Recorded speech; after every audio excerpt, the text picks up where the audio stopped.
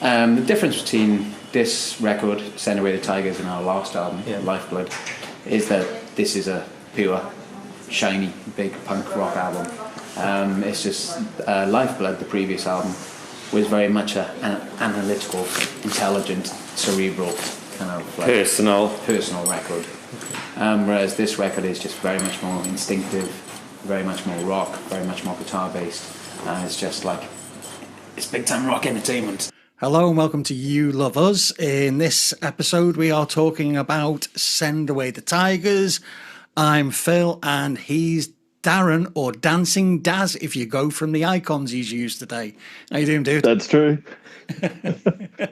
G'day, because I'll pretend I'm Australian. No, God, I am Australian. Yeah, I'm doing great. I'm looking forward to this album because, as we said off air, it's a great record. Oh, it is. I think it was LL Cool J who, it must have been somewhere around that same time, had a single out called Don't Call This a Comeback. But yes. I think this is most definitely a comeback album.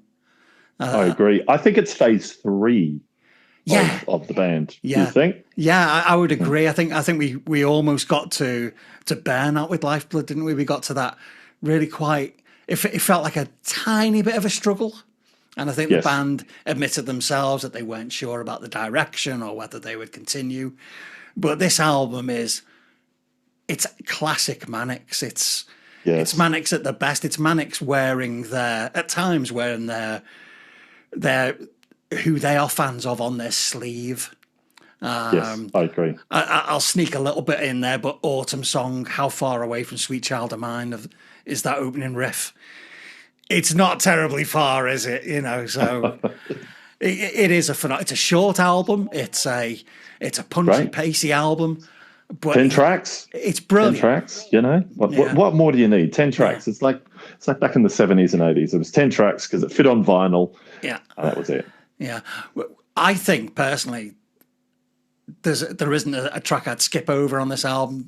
Would you listen beginning to end? We're referencing the original release, and you can tell it's the original release because it's 10 tracks, one hidden, and then Underdogs as track 2.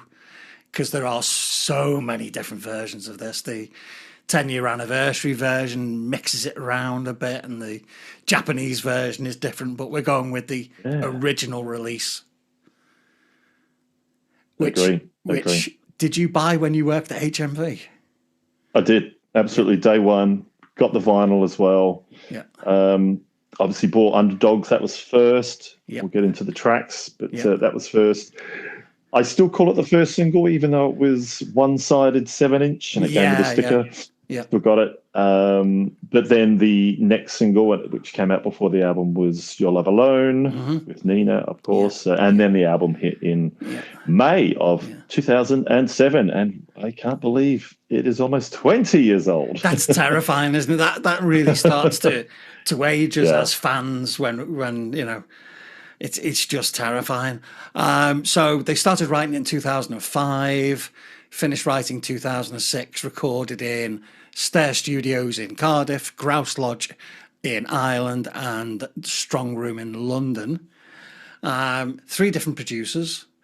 I'm going to forget my name straight away, so I'm going to have to look at my reference material. Do apologise for doing that so early in the podcast. Dave Aringa on tracks 1 to 4 and 7 to 10. And a bunch of B-sides. Yeah, Craig Haver, tracks 5 and 6. And Guy Massey, 1, 3, 8 and 10. So that's a good mix of production and engineers there, but less of the dry talk. Let's hit the album. So we get home, we gently peel the cellophane off the side, and we slide the disc out, put it on the turntable, drop the needle down, and Send Away the Tigers as the first track that hits us. And oh my God, what a good track that is to start with. All I said was the Manics know how to start an album and get your attention. And this is what we talked about. We talked about this before, haven't we? Where we have. When they pick the right song to start the album, it's a good album. Mm-hmm. And I think Lifeblood was another example of where they didn't start the album at the right track. looking retrospectively, and it kind of catches you off guard. Well, Send Away the Tigers, Jesus Christ. It's an absolute belter. I just said this song kicks butt. Great opening track, They're Back. That's what I put. Yeah. And did you know it's the first time the band have started with the title track up to this moment? Ah, nice catch. Nice fun fact. Probably useless, but yeah. Somebody's going to be sitting somewhere and, there's going to be a pub quiz and a trivia question is going to be, name the first album that the Manic Street Preachers had. The first track was the album title. Yeah. And it's a phrase that was used by the comedian Tony Hancock. That is absolutely correct. About drinking away his demons. So Send Away the Tigers. Yeah. I just think Nicky Wire said in an interview on, I think it was a Rant fanzine, that at the time, just before Send Away the Tigers was being written, both him and James had released their first solo albums, so The Great Westerner, and was it I Killed Zeitgeist or something like that? I Killed the Zeitgeist. I Killed the Zeitgeist. And he said that he'd realised lyrically that it was okay to be angry all the time, as long as he was in control of the anger. And that's a good quote. Yeah, and he found that doing his solo album gave him that control back. I think that you could say that about this album as well. Absolutely. Beginning to end, Yeah, Autumn Song, a bit more calmer, but maybe he's just controlling it more in that particular song. But like this song, and obviously Underdogs we'll get into, geez, that's like really angry. But I think he was saying that he could approach Send Away the Tigers with a clean bill of health. Gotcha. That he didn't have to. That lyrically, it was written quite easily because he was back in control. Because on his solo album, he just burnt all his demons. Obviously not literally. But yeah, I don't know. All the colours we had were the reasons to live. Brilliant line. Sometimes I look at bands and artists and think, where does that come from? Yeah. So it was all the lyrics are Nicky, and you kind of touched on it earlier, but he did say, and this is a direct quote, it didn't feel like we were a band just before that. Obviously, so just before 2007. We're on the verge of nothingness, and to dig that out of ourselves made us fall in love with music again. I just think that's a brilliant quote. And look, the last album, look, we talked about it. Look, it is a good album, but it is, we know it's very different to the rest. Up to that point, it was just really different, and it wasn't guitar driven. Doesn't need to be, but they're a guitar band. So having all the songs sort of that low, low tempo, solemn. Yeah, it was, as we've said time and time again. It was a sign of exhaustion. It was a sign of, not being quite sure what it meant to be a Manic at that time or to be in that band. Yeah, and they did say they should have taken a break, and well, maybe look. Obviously not, because we may not have got this album, but I'm glad we did. And I think the great thing about this album, that during the writing process, they found that they did want to be a band again, that they had the strength and the conviction to continue, because there's plenty of tracks on this album that reference their early work, that are almost like a throwback or a homage to say, we are the band that wrote Generation Terrorists. We are the band that wrote Everything Must Go. And I think there's some nice little references back, almost to remind themselves as to why they're doing it. And that's what Underdogs is actually about, isn't it? Yeah, and that is track number 2, Underdogs. Boom. Away you go. Yeah. So the first single, as I said, limited 7-inch. I love it. Quick fire, 2 minutes 50, and it's not the shortest track. Well, technically, we'll get to that. It's kind of borderline, isn't it? The hidden track is because it's weird. Well, it's not weird. It's odd that they put the last track as a separate track now on. Didn't they put it on the 10th anniversary? It's definitely on Spotify as a separate track. So it's an 11-track album, even though the original's 10 with I believe, a 47-second gap. Yeah. But, I love this track. Yeah, it is the comeback. It's like it's the first song written. Yeah. Guys, shall we let's get into a recording studio? And it really just seemed like it's their punk ethos, I believe, showing they just still had fire in their belly. And I remember hearing this just going, oh, yes, you know, they are back. I really thought about it. Yeah. It is a very, very, the lyrics, let's pick a line. This one's for the freaks and the paranoids. Yes. You know, that's Generation Terrorist days. It is exactly. Yeah. And this is referencing back, homaging themselves, reminding us why we love them and why they should continue. The great thing for me, and this is repeated through the album, is that this is, again, a guitar-driven album. Yeah. And for me, and I think Sean would be happy that he's playing drums again rather than because there wasn't much special drumming, whatever you call it, on the last album, Lifeblood. You know, it was kind of just simple rhythms, and there's nothing wrong with that. But he got to kick ass again. Oh yeah, and I think that which track is it? Just bear with me a second. This one's it's Underdogs. There's a continuous drum roll at one point as they're building up to the chorus.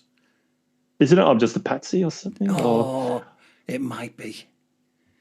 I'll cut that bit out. I went a bit left field there, but you know, Nicky said that Sean was quite involved in the writing process of the music for this album. I can see that. Yeah. I really can see that. Yeah. And because even though it's a very guitar-driven, very up-tempo, the songs are all different drum-wise. Yes, yeah, and there's nothing sounds like it's being played against a click track or a control track. No. Whereas if you listen to something like If You Tolerate This, that is a very, very, very restrained drum track on that. Yeah, and that feels like it's a click track. Yeah, but this Underdogs, great song, absolutely great song. So, but we need to talk about the elephant in the room. Is why the hell they removed it for the 10th anniversary? Like, I do not understand how basically a semi-autobiographical song is removed, is booted off. Yeah, and there's nothing wrong with Welcome to the Dead Zone. Yeah, it's just when you think of the tempo of like Send Away the Tigers, the actual track, to Underdogs. Oh my God, this kicks ass. But then it goes the energy of Send Away the Tigers to Welcome to the Dead Zone. It's like, and then it's Your Love Alone, pure pop song. And absolutely. It's like, Like, I love how there's two kick-ass tracks. And then, but I like how there's a pop song next. It's fine. You're allowed to change tempo there. Yeah. But the problem with taking Underdogs off for the 10th anniversary is they didn't take it off all the way. They put a demo of it on the... Yeah. And if you're going to take a track off, take the track off. Don't tease us. Don't tease us with the demo. Yeah. Although to be fair, I did listen to. I listened to everything. I did listen to the demos for this as well. It's not that. It's just rawer. It really is, because it's a punk song. But the guitar sound that starts off Underdogs is it's a belter. Yeah, it really is. It's James having some fun with his guitar there, and it's Generation Terrorist, Manics, poking their heads over the fence, and I think it should have stayed on the 10th anniversary in all of its glory. Just add it in. Like, there's room on the CD. Don't change it. That was the 10th anniversary. Don't change. Just don't put a bonus disc. Exactly. If you're going to re-release something, re-release it in its original form and add things as a second disc, a third disc, or whatever you want to do. But don't play with the structure of an album as we've learned to love it. It makes it. And you always hear about this, that there's arguments within bands of what songs could go when, the sequencing and all that kind of stuff. Yeah. And then they take this off. Like, so they would have had many hours, probably not hours, but you know what I mean. They would have discussed that. Underdogs, second. I want it second. Yeah. The second track is very important in the flow of the album. And to take it off makes sense to me for an anniversary edition. Makes no sense. Yeah, I don't get the sense behind it. There was obviously a reason for it, but it's not one that springs to mind. It doesn't make a lot of sense. So track 3 is Your Love Alone Is Not Enough, featuring Nina Pearson from the Cardigans. And that was the first official single. Correct. Yeah. I had mixed feelings about this the first time I heard it. It's not my favourite. Yeah. I from a chord structure point of view, it feels too simple, if that's all right. Yeah. Yeah. It's a bit too poppy for me. And sadly, it is the one that regularly gets played live off this album. There's not much else that really gets played. Yeah. I'm pretty sure when I saw him in, was it May, Shepherd's Bush Empire, I'm pretty sure this was the only song they played off this album. And I went, okay, I suppose they were going to play it. Yeah. But you know what? I think Nina is a great song. She's from the Cardigans, of course. But when James sings it, I'm wanting her to kick in. I think it sounds weird when he sings her line. Yeah. I think I've seen, I'm going to completely mess up her name now, and I apologise, Catherine Ann Davis, who did the vocals on... Oh, yeah, it was on the last album or the album before. Resistance is Futile, was it, with Dylan? Oh, my brain's gone to cabbage again. She goes by she has a stage name, No, it'll come back to me.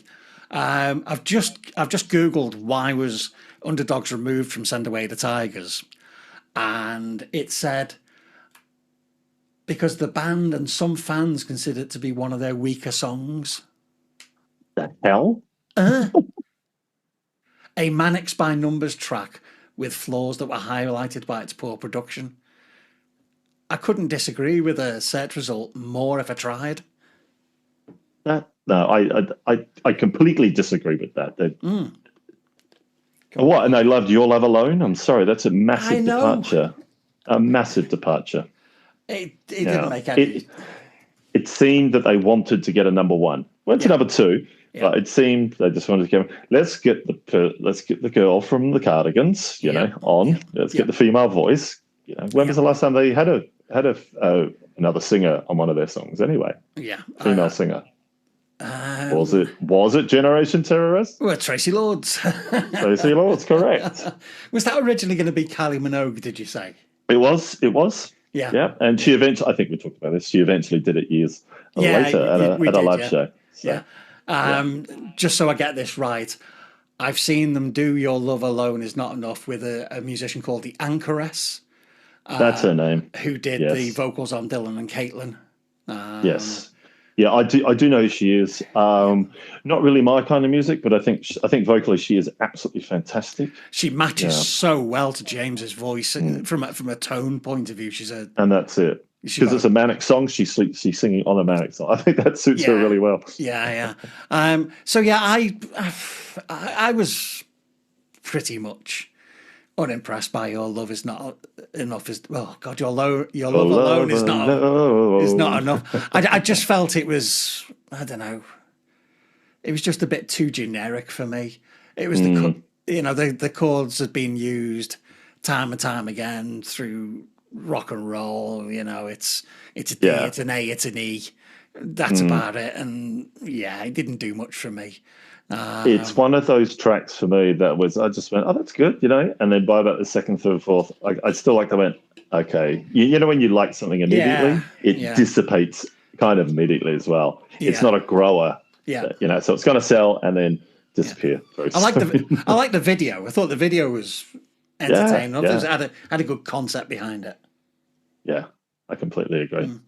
Let's move on from that one, hey? Oh, no, I've got to say, there's one thing at the 2-minute 30 mark. Nicky has to come in with some backy vocals. And it does feel a tad forced, shall we say? James, I want to be on it. Just one line, mate. Just one line. Yeah. It does feel a tad forced. But you've got Nina. Come on, that's all you need. But it was the highest charting single off the album.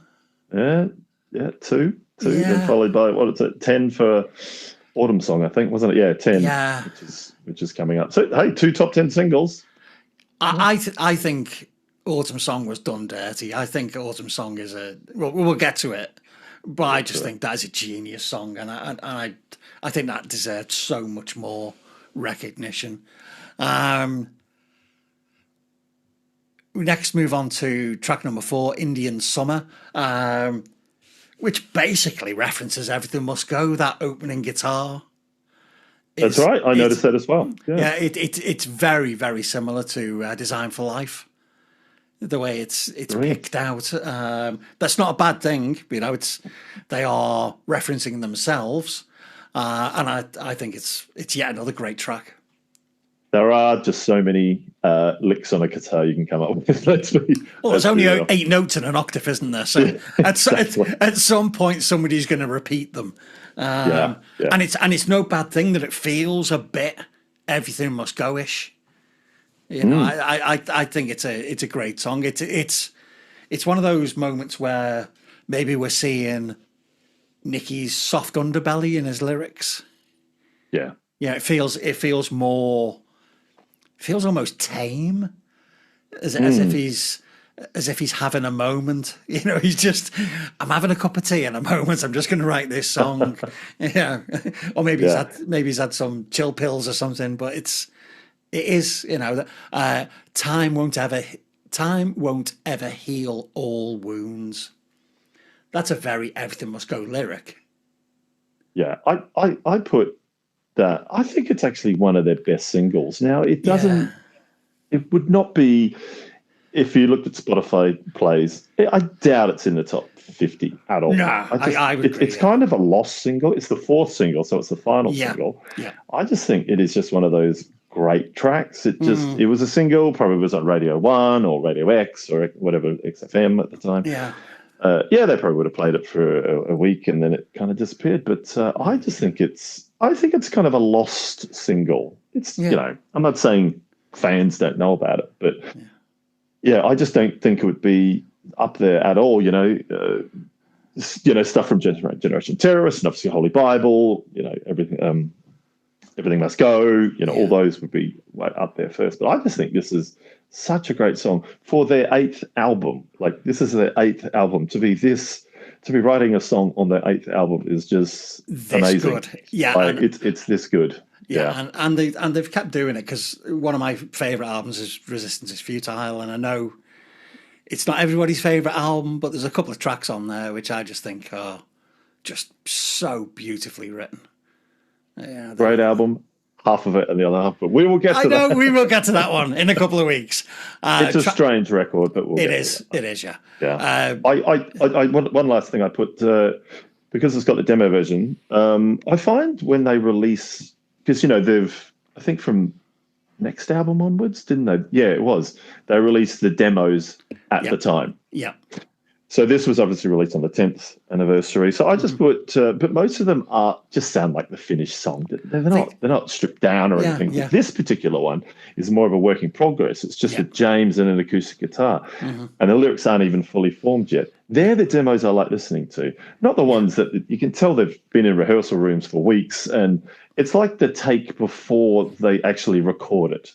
I find that a lot of the demos are like that. Or on their later stuff when they started releasing it. The take before the engineers got involved and the reverb and done the tweaks on the EQ and everything. Yeah. So I this is the kind of stuff I like listening to. Yeah. Like the demos on Generation Terrorist, amazing, because you've got that Cult 45 or whatever that song's called, where it was part of Motorcycle Emptiness, but they combined 2 tracks. Yeah. This I just like how it's the very raw work in progress version. Yeah, I'll point you to Sound Effects, the album by The Jam.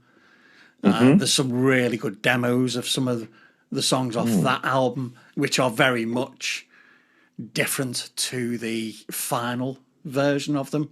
Okay. Yeah, so that's a really good album to listen to, and then go to the demos for where their inspiration came from.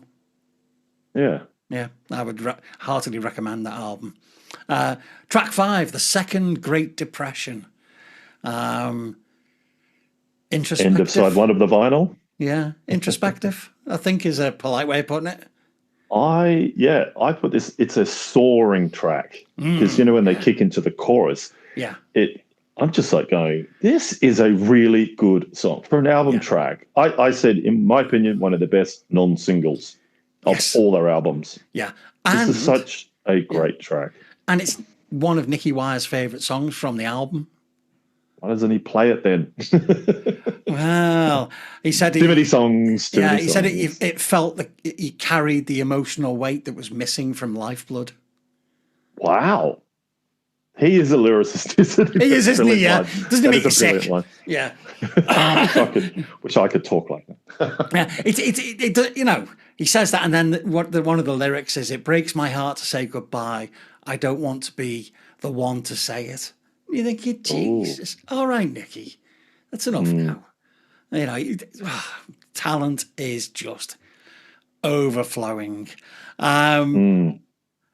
So we flipped the vinyl over. We've recovered from side one. We've gone, whoa, yeah, I'm really happy.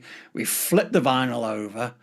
And then they try and break our eardrums with the drums on Rendition. Great drumming on this one. Oh, Sean again. Yeah, absolutely. Absolutely. That's all I've really written about this, because it's definitely in tune with the album. Up-tempo, rocky and all that. Yeah. I'd say it's, and this is, I'm going to say it's one of the weaker tracks, but and I mean that in all due respect, that this whole album is absolutely fantastic. If I had to rank it, it'd be low, but I still love this track. Yeah. Do you think that this rendition is referencing Gold Against the Soul era a little bit? Oh, I never thought of that. Good point. It feels like that to me, because it was very much the almost them trying not to be a big hair band, and Rendition is very, very overproduced. You know, there's nothing subtle about it at all. You know, I just think it's. I didn't write much on this. It's, for me, it's just there. It's a great song. It's very deserved to be on the album. But yeah, that's kind of it, really. You know, I don't think it's, you don't really have to talk about this particular track too much, because kind of just there. I don't know. And I just didn't have much to say, but love it. What's your final thoughts on it? I think my final thoughts on it is it's about a big song written about a very unpleasant part of American history. You know, disappearing people to black sites and not pleasant at all. But let's leave America out of this, shall we? Yes. Second track on side 2. No, ladies and gentlemen, it's not Sweet Child of Mine. It's Autumn Song. Here we go. Tell us your thoughts. It's once I get past that opening riff, it is one of my favourite Manic songs of all time. The chord structure, I'm going to be a bit muso here. The chord structure is beautiful. Yes. Yeah. Absolutely. It's an absolutely brilliant track. To be track 7. Yeah. You know, and I was because we spoke about Lifeblood being top loaded. Yeah. This album is nowhere near top. Yeah. Well, every song is brilliant, and we've talked about this. Yeah. But you know, this is the 3rd single, and it's track 7. Yeah. You know, it's a beautifully composed song, beautifully performed song. It is an absolutely pearl for me. Baby, what's your name? Where you been? What's your game? Wear your hair in bunches. You know, it's just lovely. Yeah. And once again, even though it's not a full-on rock track, the guitars are they're brilliant. Like, you know, they're not turned up to 10, but they're so clean. Like the whole album, you could say this. His guitar playing is just so clean. Yeah. And they obviously just threw away the guitars, whatever guitars they used for Lifeblood, and just went, all right, let's play louder guitars, you know. I want them turned up. James went, I want them turned up this time. I wonder if you've got something there, because James likes to go on like Guitar Show and, you know, pedals and amps podcasts and stuff like that, and talk about the kit he used at different periods of the band.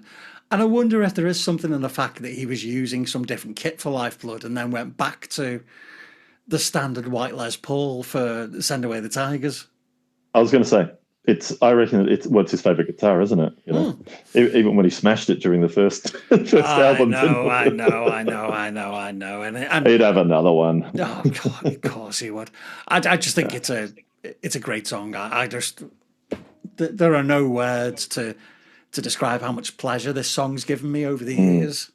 I don't know if you heard, because I listened to them in headphones, so you can hear a lot more. Yeah. And I can hear tambourine and hand claps buried in the mix. But tambourine is more buried than the hand claps, because during the chorus you can definitely hear it. But you can just hear this tambourine. Now I don't know if it's attached to the top of is it the snare? So I'm not a drummer. No, it would be on the hi-hat stand. Hi-hat, thank you. That's what it did mean. Yeah, hi-hat. I'm wondering if it's on that, because obviously Sean taps with the rhythm. It did sound that it was it's quite at every beat. So I just went, I can. Yeah.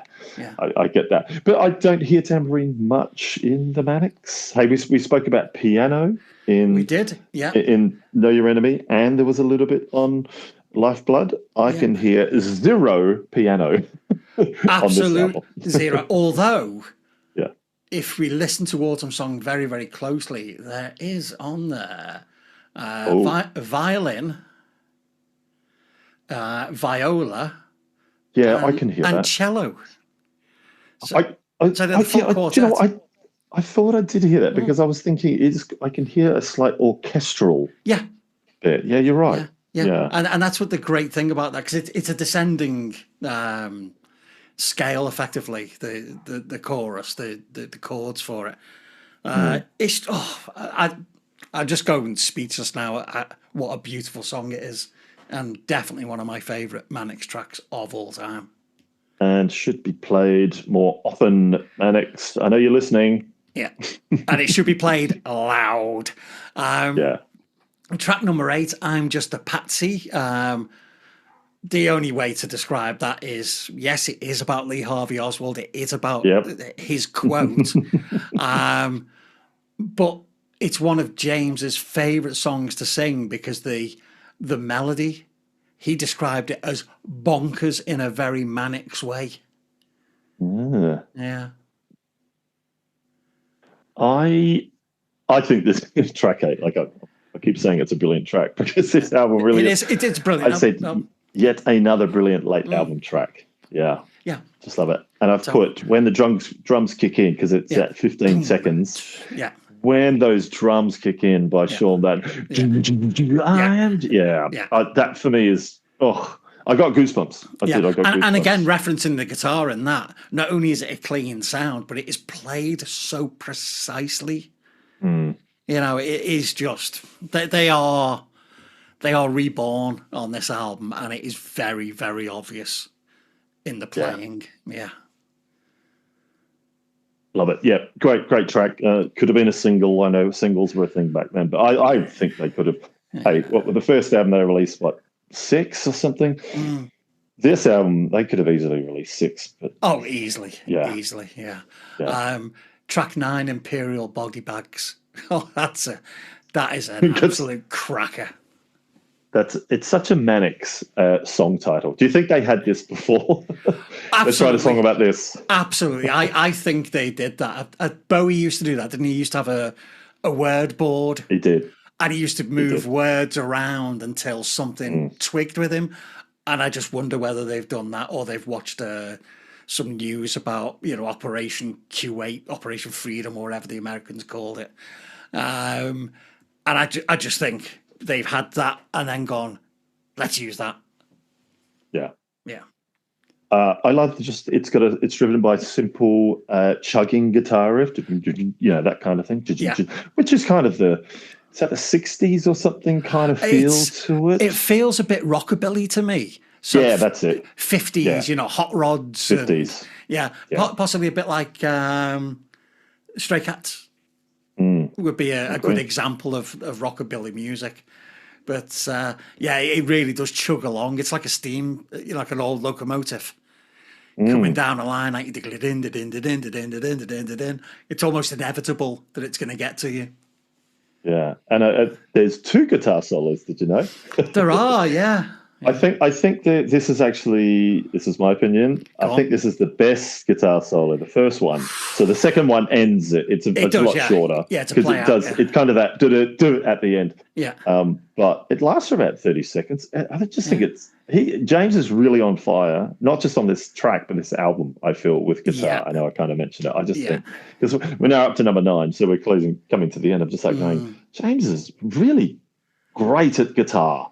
I know that's an understatement, but this album, as I said, only because Lifeblood was lacking guitars, they've really brought it back. The fire is back. I think there's not only the fire is back, but I think something changed in his approach to playing the guitar around that time.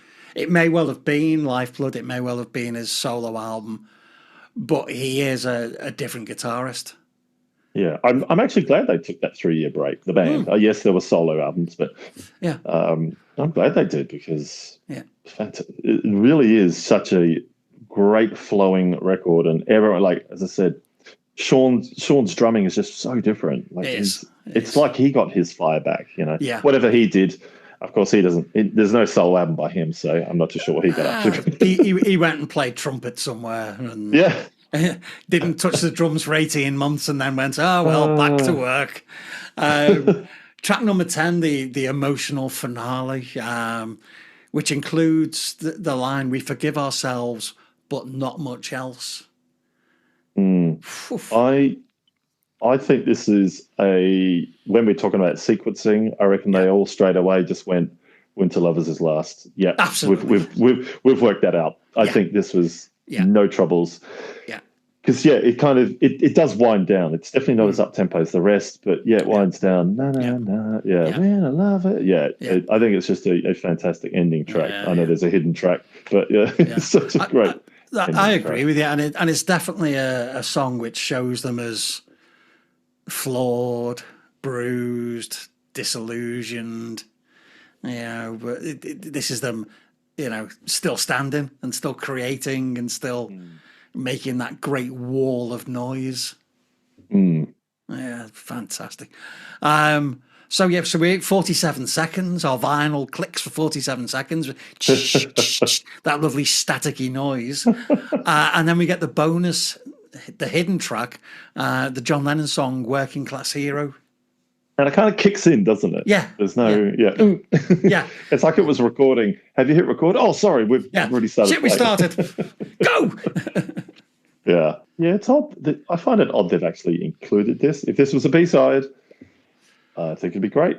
Yeah, but it's just, it does, as I said, Winter Lovers should be the last track, and they're all Manic songs except for this particular track. But I find it odd. Yeah, you can put a hidden track on. That's what you could do with CDs. Yeah. So I just wonder whether they included this Working Class Hero track because there's so many self-referential points through the album that maybe they're saying by including this track that we are still working class heroes, that we haven't forgotten where we've come from, what started this for us. I agree. Didn't they have T-shirts with that on it in a later? They must have at some point at a later date. Yeah, whether it was this tour or not. I did go to this tour, by the way. Did you go? I did. I think they were supporting the Foo Fighters. I would have loved to have gone to that. I definitely saw their show. I think it was at Brixton Academy. So I'm pretty sure. Was it The Enemy? Remember The Enemy, the band? I think they supported, but I definitely went to this show, and I'm pretty sure Nicky was wearing his mini skirt during this period. So, and I think he was skipping during this. Yeah, he did. He was skipping in this bit. Yes, he was. Yeah, I remember that. All in all, for me, a fantastic album. Fantastic. Yeah. I listen to it. I don't skip. There are tracks that come off this album that go into I've got a Manics playlist of my favourite Manics tracks, and there's 4 off this album that are in that playlist.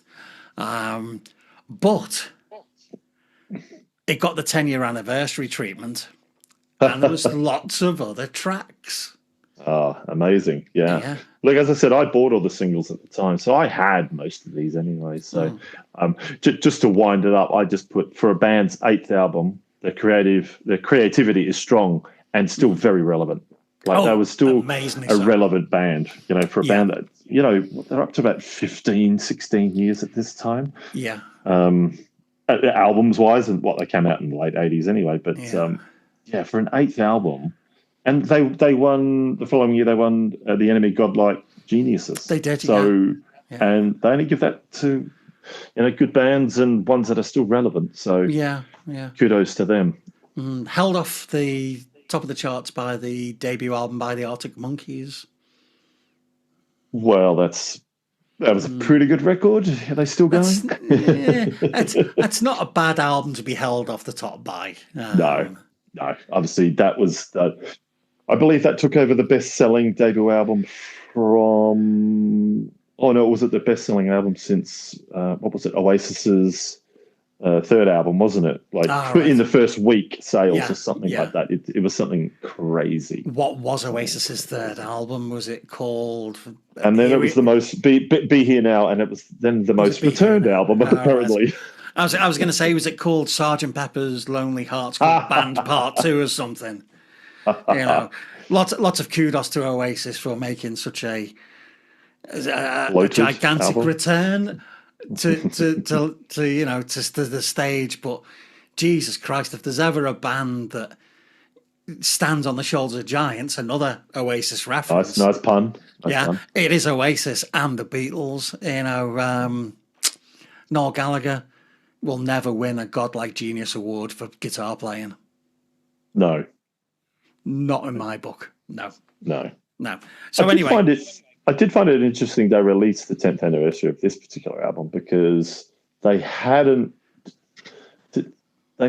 for Know Your Enemy didn't get one until later. Yeah. So I just went, oh, okay. I'm glad it came out, but I just found it kind of a bit odd. Like, when was This Is My Truth, Tell Me Yours? Was that was a 20th anniversary? Yeah, 20th, yeah. Yeah, so that didn't even get it. Yeah. So love it. Give me more music is all I say. But totally. But it's a strange time to re-release that. But when you think about it, it seemed like that didn't seem like a Nicky curated 10th anniversary. This is my opinion anyway, because it wasn't a lavish box set. It really just was. It was just in that the longer. Obviously, their deluxe editions were in that kind of the hardback, long form DVD. CD. It's kind of the size of a DVD, wasn't it? Yeah. So it was just in that, and it didn't have like a lavish book or anything, or essays or things like that. But I just found it a bit of a record company kind of. Let's make some cash out of this. Of course, we all bought it. Not complaining at all, but look, I like when they do their big lavish box sets, like Generation Terrorists. And, make a proper event of it. Give me. I want the music side. Give me the demos. Give me the unreleased stuff. But I want a book in it. Like, give me a book of all these photos of the time, because they do these photo shoots, and they only think of a CD booklet, because obviously CD was still king in 2007. That you can only fit so many photos in it. True. Really, can't you? True. And the vinyl, but I'm pretty sure it was a pretty standard. Was it a gatefold? But there still wasn't a lot of photos in it. Yeah. Give me a bunch of photos, and also I'm really sorry, but I can't remember their photographer's name. The Japanese guy who has photographed them for many years. I'm sorry, I forgot his name. Surely he took a bunch of photos on tour. Of course he did. Like, where are they? Yeah. Give me a book. Give me a hardback book. They're in the book to be released and costed separately, unfortunately.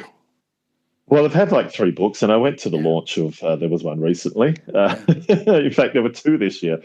There was 186 or 168 songs. That was really interesting, and there was one before that I saw. It was just Nicky at that particular one, but it was that was another early days one. So there's nothing around this period, so I would love a book. So let's hope there's a 20th anniversary with just a little bit more thought. I'd personally like just like an essay about and I like that as well. How they wrote the songs, how they were feeling, how they approached the album. I agree. I love those. It's normally written by someone close to the band or a journalist, they trust and all that kind of thing. So you're right. I love those kind of things as well. That interests me because the pictures are nice to look at, but trying to get into that mindset while you're listening to it is far more interesting to me. Nice. Yeah. Okay. So come on then. What is your first track that should have been on the album? Or Leviathan. I said a stellar B-side should have been on the album. Look, to put, and you know what? You know how you can make your own playlists. I put this as my track 3. Whoa. I added it in. I didn't take anything out. So it was tempting to take out Your Love Alone, but let's not do that. But I think this, I think there's like 16 B-sides on this. It's just, they were unbelievably creative on this album. Like, that's another album and a half. Like, are you serious? Even if half of this made the next album, I'd go, oh my God, what a great track. You treat B-sides a little bit differently, I feel, because they're B-sides. I know I do. In the sense of, it's not as strong, but it's a great B-side. But this should have been on the album. The thing about B-sides is they're freed up from the theme of the album, aren't they? And that's it. Yeah. Yeah, I think that's it. I think that's what I'm probably subconsciously thinking. So you can get a track like Leviathan, which does not. It can go on the album, but it would stand out somewhat, I think. It is, because I find James does sing differently on that, where he goes, Leviathan. He sings it quite, and he doesn't, I don't think he sings like that on the rest of the album. I said it was a lot more cleaner, the guitaring and all that and the singing. Maybe you're right. I take it off the album. 2 minutes, 41 seconds of knocking your ears out of your head. Just like,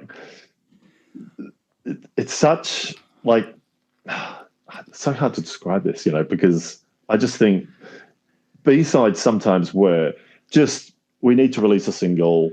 Yeah. Let's throw something on. Especially when they were just 7 inches back in the day. There were no CD singles at the time. But CD singles you can fill, and then there were charts. There was CD1, CD2, and there was a 7-inch. There was a cassette single. Sometimes there was even a DVD single. So, but I'm pretty sure it was just CD1, CD2, and the 7-inch. And I bought them all, of course. So, but you got to fill them. But I think the Manics would never just fill a void. I think they would really think these things through, and Leviathan is perfect example of that. I'll give you a line out of Leviathan, which. A damp refusal, you will be called. I think Nicky had come off his chill pills at that time. Yes. He was properly back on it at that point, wasn't he? Okay, so after the Leviathan, where'd you go then? I've got Red Sleeping Beauty. Now, it's a cover. And Paul McCartney song. To be honest, no, it's not a Paul McCartney song. Is it not? It's a band called McCarthy. There's me not being able to read again. So they were part of the C86. It was released in 86. They were part of the C86. Got it. Era. Right. Yeah. So this is, and look, at the time, I had no idea. When I was a kid, I used to sit down, get the CD, get the vinyl, whatever, and you would read the lyrics and all that kind of thing. When you get older, you're much busier and all that kind of thing, and you just put them on your. Obviously, this is the time of iPod. So I would rip it. You'd rip the CD, of course, and put it onto your iPod. Yeah. And you can't read that it's a cover. I never knew the original track. I just didn't. You can't know everything. Yeah. And it wasn't until years later that I realized it's a cover. And I just went, so to me, it is, what did I put? It is the best non-Manic song that sounds like a Manic song. I just think so it's a band called McCarthy.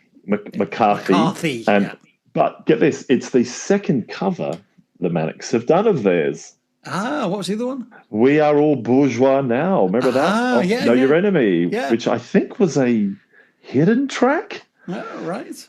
Yeah, I think, of Know Your Enemy near the end. But it's so different. Like We Are All Bourgeois Now is so different to Red Sleeping beauty. I think this is a brilliant track, and the Manics do it justice. It's not that far off the original, but I think the Manics version is, I think obviously having production differences 20 years later. Yeah.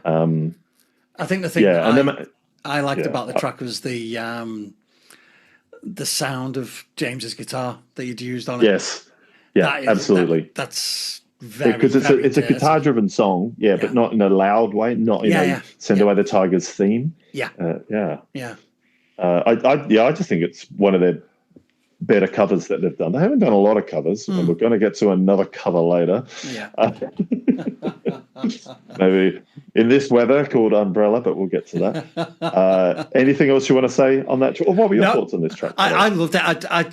I for some stupid reason, I thought it was a Paul McCartney song. Which just... Don't worry. When I wrote it, I went McCarthy cover, and I went, that's not right. I know it's not a McCarthy. Sorry, as in Paul McCartney cover. McCarthy cover. I'm an idiot. Yeah. Well, I only looked them up the other day, and I actually listened to their best of, and I went, and that's how I discovered We're All Bourgeois Now. I went, I know this song. Yeah. Strange, isn't it? It's lovely when you hear a band you love and they're who they are inspired by. Yeah, especially to do two songs of this one band. It's just great. Love it. Where are we going next? The Vorticists. So it's an instrumental, mainly James. It's a guitar themed song, definitely drums and all that. And even though I went to their, of course I can't remember 2007, but they started their UK tour with this song. Like I have no memory of that, but I looked at Setlist FM, and there was about 8 to 10 gigs in 2007 for when they kicked off their Send Away the Tigers tour, and they all started with this. So whether it was James coming on to play it or whether they played it over the PA, I'm really not too sure. I have a really, really strange recollection it was played over as they came out. Because imagine if he came out to play that. I wish I had a memory of that, but I think if he came on to just play that and then they kick into whatever track 2 is, I just think that would have been bananas. What track would you follow it with? I would have, knowing the Manics, they wouldn't have played anything off Sent Away the Tigers yet. It probably would have been like Motorcycle Emptiness, because it's a guitar song and they just kick straight into Motorcycle Emptiness, get the crowd really going with a track everyone knows or something. So I would have probably just gone right into Send Away the Tigers or something, to be fair. Trying to think. I don't... Motorcycle Emptiness would be too early in the set. But I thought they kind of do that pretty early anyway on their latter tours. Let's just get it out. Like, isn't it normally like, say, track 5 or something? See, I'd go Imperial Body Bags there. Okay. Yeah, because you've got that nice fade out of the synths after the guitar's finished and the crashing cymbals, all comes down and do-do-do-do-do-do-do-do-do. That would get the crowd jumping, that would. I agree. I just don't think the Manics would to play 2 new songs in a row. No, is it potentially Manics meets Pink Floyd? Yes. Yeah, because he is wearing his references a little bit too obviously there. Yeah. It's another soaring track as well, because his guitar is just really. I wish I was a guitarist, but to describe it a lot better. But just it's quite ethereal. I feel definitely. Yeah. I think the thing that there's quite a lot of synths on there, and some of them are used to thicken and mirror the guitar sound. Yeah, do you know what? I didn't realise that, trick. But yeah, I agree with that. Yeah, it's a Pink Floyd trick to give that ethereal kind of feel, that space and movement. Yeah. Yeah, it's a lovely track. Do you, when you listen to, say, I'm going to listen to Send Away the Tigers, and not because of this podcast, but say you listened to it 6 months ago, do you then listen to, say, the deluxe edition? Do you go, well, let's listen to, not the demos, but say the B-sides? Do you listen to that? Sometimes I do, yeah, but most of the time I listen to the original album as it is, and then I'll do a dip in and out of selected tracks. Yeah. Maybe I'm a purist, maybe I'm set in my ways, but I like it to be in the order that the band originally said, have that. And I agree with that. Yeah, so I made my own playlist because Spotify did their rap today. So I'm considered a curator. So and I just went, yes, I am, because I curate playlists. I create so many playlists. But I love it. I love doing it. So I created one for this. Yeah. And, I added in Leviathan as track 3, things like that. But then I put the B-sides that I really, really like. I put most of them in. There's a couple I haven't added because there's the acoustic version of Your Love Alone. I don't need to hear that. No, I personally don't think anybody does. But that's just me being mean. Yeah. But so it doesn't end until I finish all the B-sides, is my point of making playlists. So, because if you finish an album, sometimes you might, I'll take a break from now, but I'll just keep listening. So I will now listen to the B-sides as much as the album, because I really think that this slew of B-sides is some of the best of all their albums. There was a lot of B-sides on their first album because they did release 6 singles. So, and they released they released three singles with B-sides, didn't they? Because obviously Underdog didn't have a B-side. But hey, as I said, they did CD1, CD2, and the 7-inch. It was for the charts. That's why they did it. So, that was the pure reason. But hey, there's no such thing as a B-side these days, is it? But I loved that band to put out CD1, CD2 because, man, we would never have had these. And there's some fun B-sides as well, though. That additional exactly. Tracks. Yeah, But they can do a cover. They can do covers. Yeah, they can do Red Sleeping Beauty. Most people didn't even know that was a McCartney cover. I didn't. No, McCarthy. God, I keep. Well, I thought it was Paul McCartney, and you thought it was McCarthy. So between us, one of us is going to get it right. Yeah. Okay. But next is another cover. Speaking of covers, so Foggy Eyes is the next one. So it's a Beat Happening cover. Okay. Now I know the band, but I really don't know much about them, to be fair.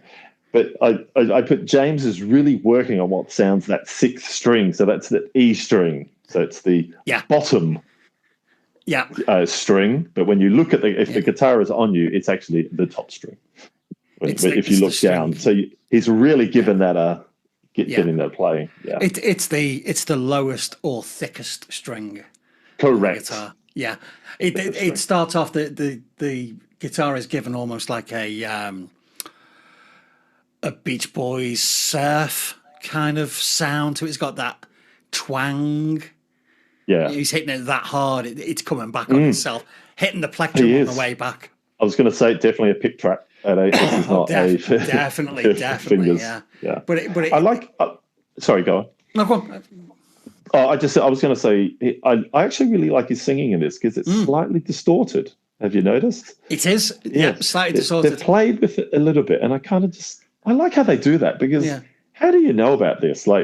I wish I could just work in a recording studio for a little bit because they'd just go, should we just try this? Because it's the only song that is slightly distorted. That's what I mean. What would make you think? Why would you just slightly distort this track? But yeah, it works. I think when you look at the lyrics for this song, it's about foggy eyes, looking at you, going bang bang bang. Fog is can be a distortion of eyesight. It's difficult to see. So did they translate that across into the vocal the way it was engineered? I love that. It's very literal. And I'm going to say yes. You are correct. You are bang on. Christ, I've been twice tonight. Nicky Wire is just going, he got it. He's the first. Somebody got it. My God. Someone understands me. Yeah. No, nobody understands Nicky. I'm sorry, mate. You're a lovely guy, but nobody understands you. Yeah. No, but I think it's what you interpret, isn't it? The lyrics, I think it is. I think it is. And I think that the beauty of Manic songs and structure of songs and production of songs is that it welcomes you interpreting it your own way. They're not the kind of band that goes, feel this way, listen to it like this, respond this way. They are very much a band which are open to interpretation. So absolutely. After Foggy Eyes, where are we going now? Fearless Punk Ballad. which is a ballad. Which is one of my favourites. Absolutely. Yeah. I said in an alternate universe, this would have been on the album easily. Just an alternate universe, like a different Send Away the Tigers. I know it's completely different to everything on Send Away the Tigers. I just feel this could have been on it because James's vocals, I said my highlight is James's vocals. He put so much into delivery, especially singing the title of the song. There's something about it. That's why I think it, because it's not just a B-side and I could have just sung this, in any kind of way because it's a semi-acoustic, it's a slower song. But just the way he delivers, fearless, punk ballad, he could have just said fearless punk ballad, but he didn't. And that's why they care about their B-sides as much as their A-sides. It's a beautiful song because it's obviously, it's semi-autobiographical. Yes, again. It's that tubular bell being struck, bong, at the beginning of each line at the start. I was going to talk about this. Anytime I hear it, I go, Smashing Pumpkins, Decide. Tonight. Yeah. Think about it. Yeah, I would agree with you. And every time I hear it, I think it's a Christmas song because of that tubular bell. Never thought of that. Thought of that. I always associate that bell to be Christmas for some reason. There's a build up around the 3-minute mark, and I just think it's just makes this song more than just a B-side for me. That's why I said it in an alternate universe could have been on the album. There's that build up, and it's just like, they could have just made this a ballad and kicked it up, made it 3 minutes 30 and released it as a B-side, totally forgotten. But there's something about it that they clearly cared about this song, just to give it that extra lift and just make that song even better. I get what you mean about that build up. There's that really nice synth strings that sits underneath it as the drumming starts to build up. Yeah, it's just a great song. I was attracted to it by the title first, and that's it. And that's another one. Come on, it's another one. They had it written down. Yeah. Nicky had it written down. I'm going to write a song about this. Yeah, gotta be, because it's a great. Because any other band would have said this is a punk ballad, but fearless punk ballad. It just adds to it, doesn't it? It does. It does. It's superb. Okay, so where are we going now? The Long Goodbye, and we have the Nicky Wire lead vocal. But I got to say, this is actually a good track. To be fair, it is. It's a pretty simple track, but I'm actually surprised. Look, I don't know when this was written compared to his solo album, but I'm surprised this wasn't on his solo album because it's a very Nicky Wire solo track. Yeah, it doesn't feel too much like a Manics track, does it? Oh, it has got James on lead guitar. Like, it's definitely got James, but he could have just guessed it on his solo album. Totally, totally, yeah. Because it is musically, it is simple. It's a simple guitar structure to it, but Nicky's having fun. Yeah, simple song. I haven't written much about this. I just think it's a pretty cool track. Yeah. He can't. He has limited singing abilities, but I kind of love how he just delivers it in a lo-fi way. It's great. Could never be on the album. Oh, definitely a B-side. Definitely a B-side. Yeah. Yeah. But it's one of those interesting B-sides you go, it's a pretty cool track. Not skipped at all. No, totally agree. Where to now, sir? The next one is Lady Lazarus, which is another Nicky lead vocal, but James has some backing vocals on this one. Yeah.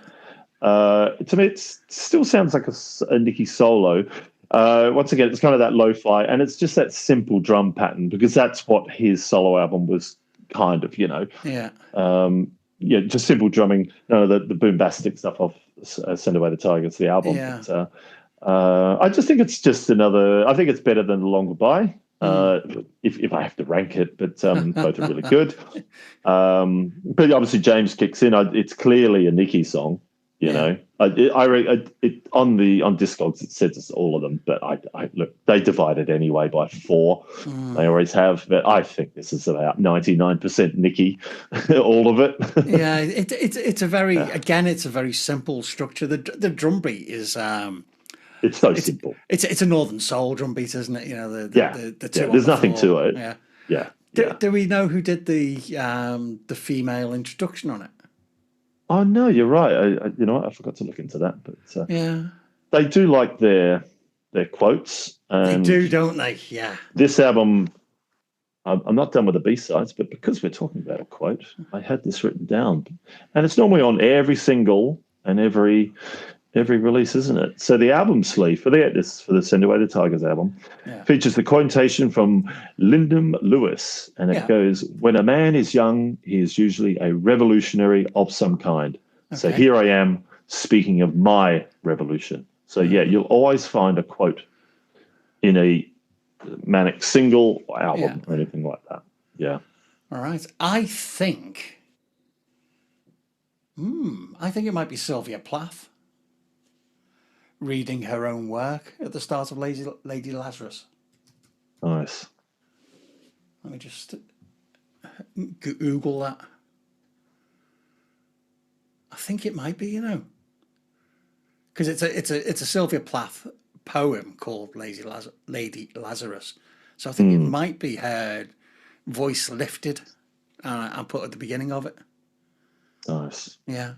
If anybody knows who it is and you're listening to the podcast, let us know, please. What's quite, and that's another thing about the Manics, that they'll, it's not the first time they've had a spoken word part, and I'm not talking about when Richie speaks, but they have others. Yeah.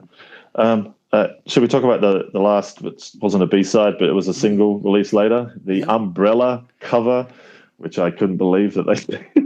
And then I remember seeing them live, and they did this, and I went, "Oh, come on! Don't play a Rihanna song. Play one of yours."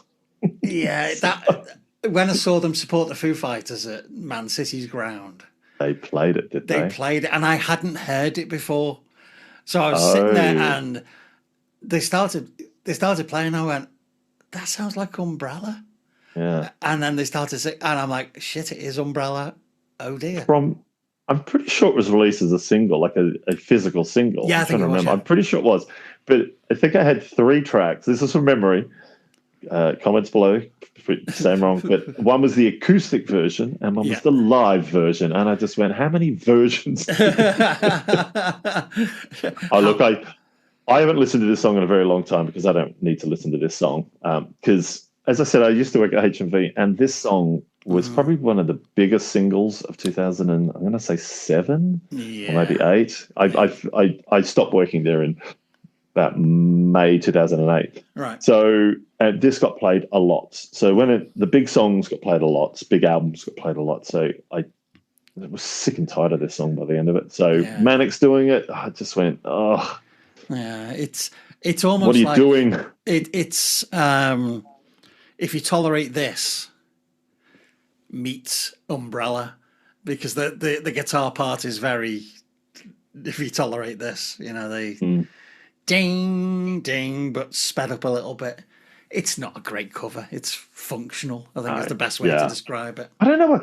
Look, they've released tracks by just when you uploaded it to the website, that was such a 2000s thing to do.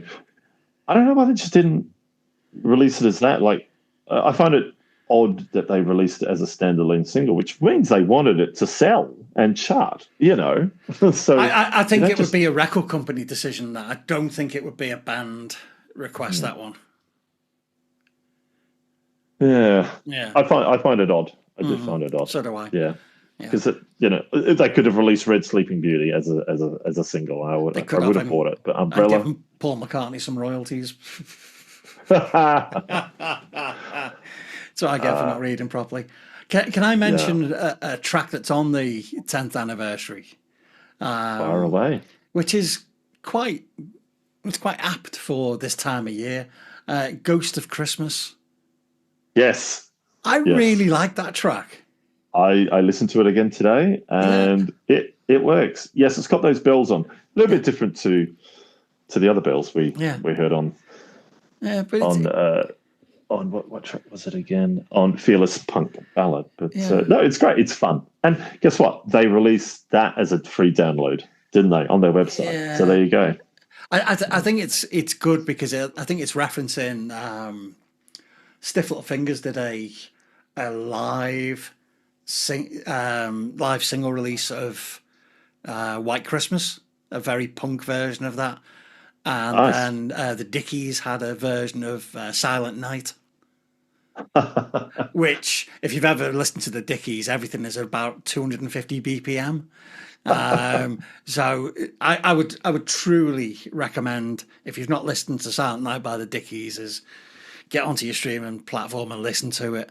But there's probably a Christmas playlist called Christmas by the Punks, or punk Christmas, a very punk Christmas or something. Yeah, and but I think this song is a lovely throwback to their punk origins, playing with a Christmas song. It's for a Christmas song. Yeah. I don't like Christmas songs. This is just me. It is a great Christmas song. I listen to. I don't listen to many Christmas songs, but I listen to the Elvis album. Yeah. Who doesn't like Elvis? Yeah, I've listened to the not Stray Cat. Who's the singer of the Stray Cats? Brian Setzer, his orchestra. Thank you.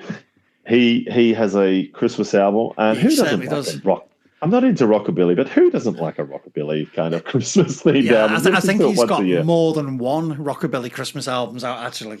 I will have to discover that in, let's say, about 3 weeks' time. So, Brian Setzer is one of the most underrated guitar players out there.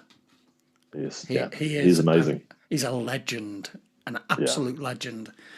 Well, we've come to the end of Send Away the Tigers. We've taken the vinyl off now. We've put it back into the inner sleeve, put it back into the outer sleeve, and I think we both feel very, very satisfied by that album. Easily 4.5 out of 5. Yeah, I can't give anything. I think I said that in the last podcast. I don't think anything deserves 5 out of 5. So it's going to be just amazing. But look, the reviews were overall very positive. They were, yeah. Metacritic score was 69%. Let's just say 70%. Yeah. 7 out of 10. Yeah. Even the NME gave it 8 out of 10, and they were rubbishing everything back then. Yeah.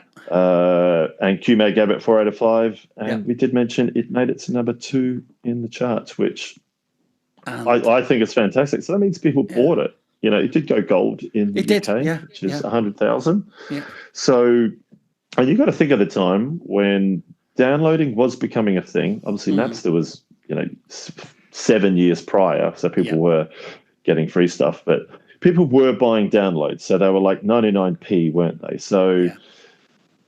People weren't buying CDs as much, but they were just downloading and all that kind of thing. So to get to number 2, good on them. That and just shows a band, at the 16th, 17th year, still very relevant. People still want them, and they probably got new fans on this album. I don't think they got any new ones from Lifeblood. But no, I think they got new fans. Definitely, I think that Your Love Alone Is Not Enough was a big enough hit for them to generate new fans.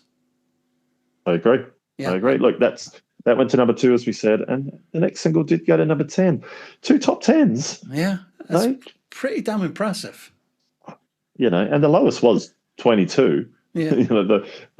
Obviously the Underdogs didn't chart because the 7-inch is never going to sell that many. Plus, it was limited to 500 copies or something. So and single-sided. So I think we move away from this with the Manics fully refreshed, reinvigorated, being the band we've all known and loved. Mm-hmm. Next time, there might be a little surprise at the end of the month if I can sort my diary out with Dancing Daz. But next time we're on to Journal for Plague Lovers. And I cannot wait. That. Nice one. Me too. There's some extremely interesting tracks on this album rather. An album I never thought they'd release. Yeah. And I was because they kept that close to their chest. They did. Using lyrics of Richie, 100%, and we'll get to that. We will do. So, if I don't get my diary sorted out, then it's a happy Christmas from me. But if it's a happy Christmas from me. And if I do get my diary sorted out, there may still be something to come before Christmas. Thank you, Dancing Daz. I'll be back to Darren next week, don't worry. As always, your insight and knowledge has been a pleasure to participate with. Thank you very much. Thank you.